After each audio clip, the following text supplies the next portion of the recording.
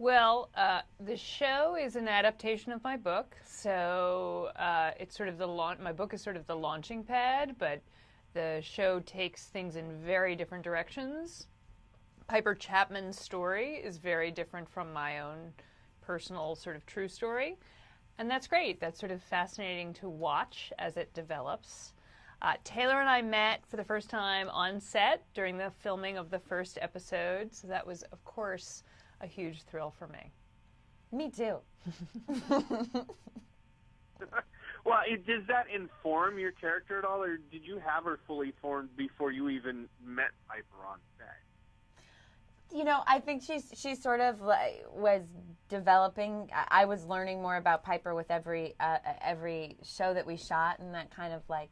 So the more I got to know,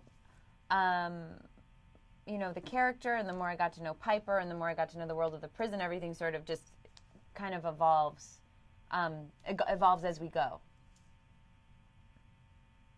Well, and we talked to Kenji, I think, last week, and she said she kind of screwed up her first interview with you, Piper, and I'm wondering, can you kind of give us your view of that first meeting where she came in and pitched the idea of this TV show? I mean, did you think she screwed up the interview? Oh, no, not at all. The first time that I met Genji, the book had come out, and I was on book tour, and Genji, had read the book and loved it.